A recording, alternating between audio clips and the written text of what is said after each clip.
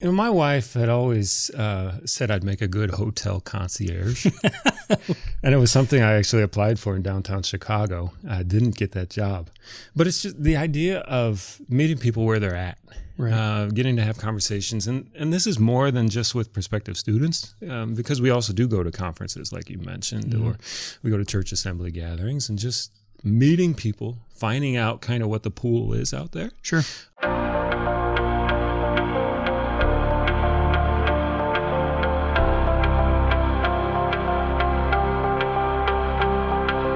Welcome back to Roundtable, a podcast produced by Mid-America Reformed Seminary. This is episode 47, and I'm Jared Luchabor. Thank you for joining us. For this special episode, I'm joined on campus this morning with someone who's been with us for almost a year now, serving as the Director of Enrollment Management, Mr. Brian Blummer. Thanks for being willing to be on the mic, Brian. Hey, it's an honor to be here.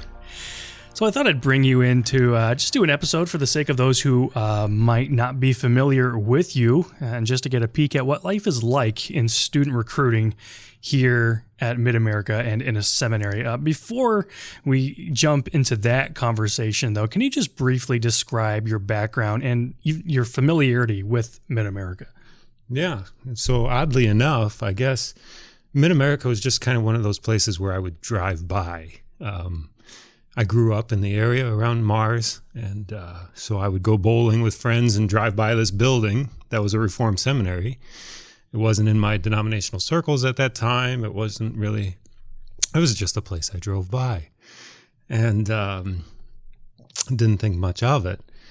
And then one day, I come back from college, and a friend who was very instrumental in my life, he's a URC pastor now, Roberto Rossi, all of a sudden tells me he's starting to go to seminary.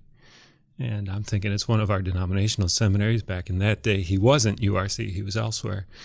And he said, no, it's not the denominational seminary, I'm going to Mars. And he's loving it. And it struck up this conversation and this interest. Now, seminary wasn't really on my radar at that time. But I would just start to see how much he loved it, and I would grow in familiarity with the place through him. So that years down the road, I would become a student through change of circumstance and eventually become a graduate. And what year did you enter into then? So that was 2008 when I started seminary. I had always thought going through college that I was going to go into law school. I graduate with a poli-sci degree, and I'm finding out more and more students go through that path of not having a biblical studies degree or anything like that, right? So I come out with poli-sci, getting ready for law school, spend some time in Washington, D.C. on an internship, spend time with lawyers and politicians, and start to realize that this isn't for me. It was a big change in circumstance. Sure. And you were an MDiv student, not a Master of Theological Studies student, correct? Correct. Yes. And you're entering into seminary then. What was your end game there? Yeah. So I switched from law over to wanting to be in the chaplaincy. Okay. There was a group that's actually still in the area with Divine Hope, working in the prisons. And I would do some volunteering with them, and that started to really attract me. Okay. And so you graduated, you said 2011. 2011, right? Yep. What happened after that, before you came here? Yeah. Lots, I'm sure. A lot happened. I mean, between then and starting the job here, that was, 8 years? And so I did time talking about prison. Wow. So I had 5 years in the chaplaincy. I also worked warehouse jobs before chaplaincy opened up. Where did you do your chaplaincy? Yeah, I was with the state of Indiana. Okay. So we had one prison in particular, Westville, in the area. Yep. And then started recruiting for the state. Okay. Recruiting state employees, which is how this kind of fell in. Sure. Coming over from there to now recruiting for the seminary, doing enrollment and admissions. Okay. Well, you've been here for about a year now. You came on board September of 2019. Right. What have been some of the highlights for you since September of last year?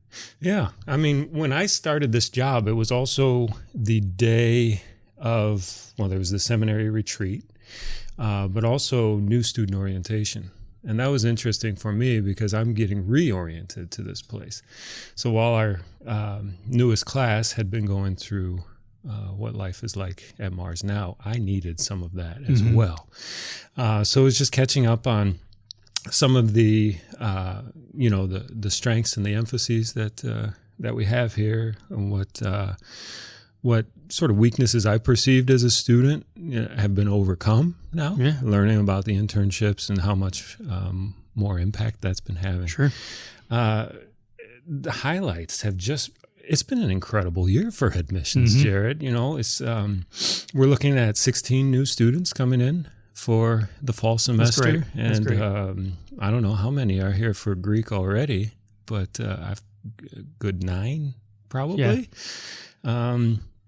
So it's just the idea of going out there. This was before COVID as well. So. Well, what was travel like for you pre-COVID? A lot of travel. Okay. A lot of travel. So it was something my wife especially, and I had to get used to. But my son felt it as well, our toddler.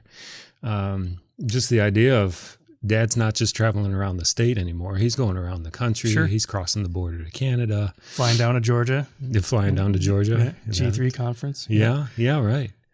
Yep. So there was a lot of that, and I think the Lord has blessed it. And absolutely, we're really looking forward to the year that's ahead. No, your efforts have certainly borne some fruit. I mean, you think of all the different students that are coming in this year from all over the country, right? Yeah. Yep. Yeah.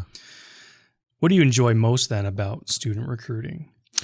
Similar question. Yeah, right. My wife had always said I'd make a good hotel concierge. And it was something I actually applied for in downtown Chicago. I didn't get that job. But it's just the idea of meeting people where they're at, right. Getting to have conversations. And this is more than just with prospective students, because we also do go to conferences like you mentioned, or we go to church assembly gatherings, and just meeting people, finding out kind of what the pool is out there. Sure. And linking them into the seminary where they're looking to be linked. In a lot of ways, I'm thankful for the diversity of that job background between seminary and now, because I think it's become a lot less pressure. Sure. Meeting in chaplaincy, you meet people where they're at. And that's what we're doing here. So finding out kind of what their goals are, their aspirations, and telling them what the seminary offers in that way. Sure. Yeah. Well, as you know, we live in challenging times with the onset of COVID-19 back in March. Thinking of that and just kind of the chaos at that time, what challenges, or are there any challenges or perspectives you'd want to share about this upcoming recruiting and admission season as we enter into the 2020-2021 academic year? There's definitely that. We're sort of having to restructure now.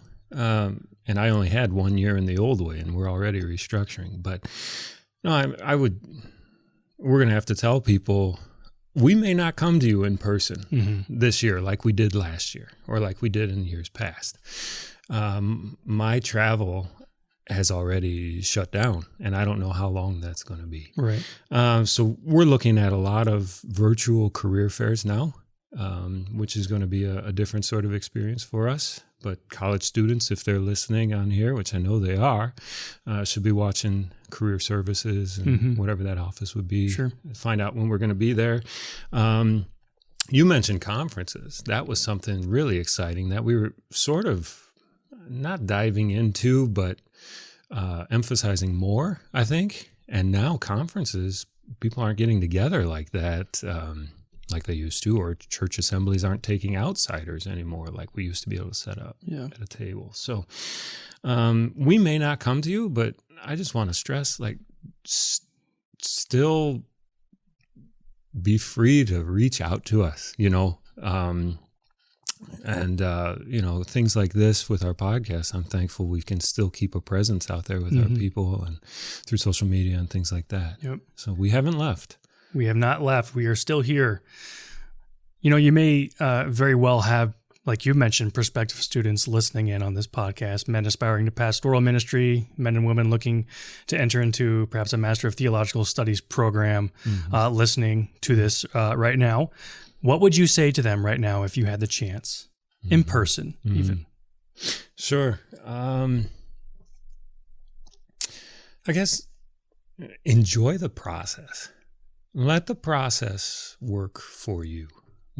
I remember when I was an applicant here, it was April, May, something like that, which is a little later than a lot of people. And I just remember being in my study at my desk, stressing over an autobiography essay. Something that's only supposed to be one page, just introduce yourself. I remember stressing about that. And I'd say, if you find yourself feeling stressed in the process, don't. Step back, take a breath, take a couple days off. We're here to work with you. We want to see you succeed. We want, again, link you where this place fits you, and it's going to fit. Yes. But just let it work for you. Go through the steps. We'll guide you where there's maybe some gray areas or some questions, but eventually you're going to come out on the other side. And there's going to be 3 years of a lot of hard work, but also 3 years that are really going to stretch you and I think be a real joy, even as it was for me, looking back on it now. Yeah. Well, Brian, it's been great to have you here on the mic. For the first time, we don't have a theology professor behind the microphone. So thank you for joining me here on campus to have this little conversation. Thank you for your work. No doubt the Lord has been working through you here at Mid-America and recruiting our students. So thank you. Yeah, thanks for having me. Absolutely. That was Brian Blummer, Director of Enrollment Management. If you're at all interested in exploring Mid-America Reformed Seminary, you can reach us at 219-864-2400 or visit our website at www.midamerica.edu. We're still in person for our work here on campus, and our campus visits are still in person and available as a great option to find out more about us. Well, Brian's going to stick around for the podcast again next week, but instead of me, he'll be joined by another special guest, a former NHL hockey player turned seminary student, Mr. Michael Wall from British Columbia. We look forward to bringing his story to you next time. For more podcast episodes, you can find us on our website at midamerica.edu/podcasts, YouTube, and wherever you listen to your favorite podcasts. Be sure to search Mid-America Reformed Seminary's Roundtable. I'm Jared Luchabor. Till next time.